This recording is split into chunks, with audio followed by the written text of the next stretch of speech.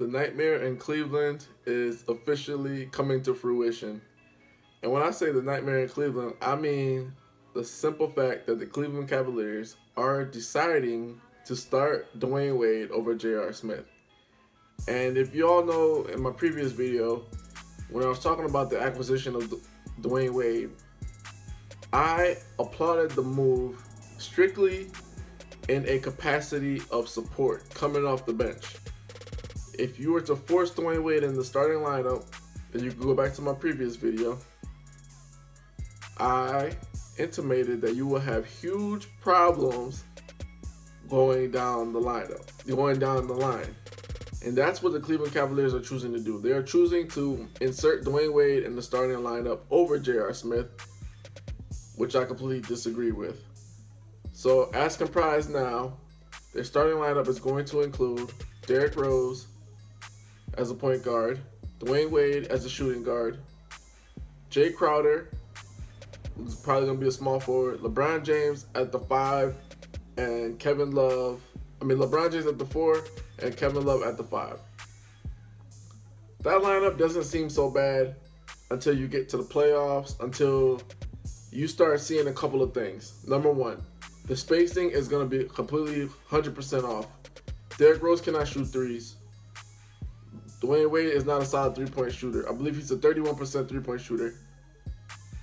Last season, Jay Crowder shot 39% from three. You know what he is lifetime from three? 34% from three. LeBron James is not a solid three-point shooter. The best three-point shooter in that lineup is the center, which is Kevin Love. And Kevin Love is going to have more rebounding duties now that Tristan Thompson is going to be coming off the bench. The spacing is going to be off. You will be able to sag off a Rose. You will be able to sag off a Wade. LeBron James is not going to have room to operate. I feel that due to the weak Eastern Conference, Tyronn Lue is taking with the lineups. He thinks this is such a great idea, but it's going to really hurt the chemistry because what is going to happen down the line is the Cleveland Cavaliers, they may be second or third in the East, and then once they see their defensive efficiency and their offensive efficiency dipping, they're going to try to reinsert J.R. Smith in the starting lineup. And that is going to create problems because J.R. Smith is going to have to reacclimate to being a starter. And it's just the team is going to be in flux. Dwyane Wade is a great player. He's historically, to my opinion, the third greatest shooting guard to ever play the game. You cannot have him in a starting capacity. That means he has to play from anywhere from 33 to 40, I would say 37 to 45 minutes a game. Like you can't have him in a starting lineup. He's only playing 30 minutes a game. Like, it makes absolutely no sense. Just have him come off the bench. That being said, your spacing is going to be bad. Teams can game plan against you and shrink the floor. Like, LeBron James likes to operate in space. If teams shrink the floor on him and show him two or three bodies and he's kicking out to Derrick Rose, that's not going to work. Of course, they are banking on getting Isaiah Thomas back, but there's no guarantee what time he's coming back. So this move is not a great move. Now, if you have J.R. Smith, Jay Crowder, you have Derrick Rose, and then you have LeBron at the 4, and you have Kevin Love, now you have a mixture of guys who can shoot the 3 and drive and play make. You know what I'm saying? But if you insert Dwyane Wade in that starting lineup over J.R. Smith, you have no driving lanes. And when Dwyane Wade drives, LeBron drives, teams are going to just completely only shrink the floor on you. And you can't mortgage your entire season on Dwyane Wade being the savior for the team. Like, you have to play it how it's been being played, because when it comes to the playoffs, Dwyane Wade might be a defensive liability because he can't get over screens or his knee health. We all know that he got hurt last season, and I was surprised that he was able to come back and play in the playoffs and play as well as he did. But you saw down the stretch in the playoffs for the Chicago Bulls, the Boston Celtics overwhelmed them with the youth and the speed. And you keep Wade early in the season playing a lot of minutes, down the stretch, come playoff time, it's not going to work. It's not going to be conducive to what the team is trying to do, which is try to avenge their loss in the NBA Finals.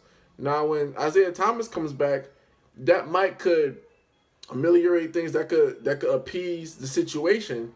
But right now, we're dealing with the here and now. We don't know what Isaiah Thomas' health is going to be. I do not like this move at all whatsoever.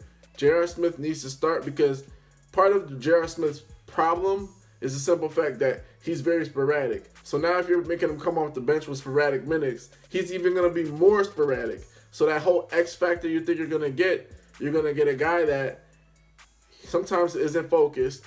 And on top of that, due to the fact of his lack of focus and sporadic minutes, being a bench player, moving from the starting position to a bench player, now you're introducing all kinds of uncertainty with the consistency of his play.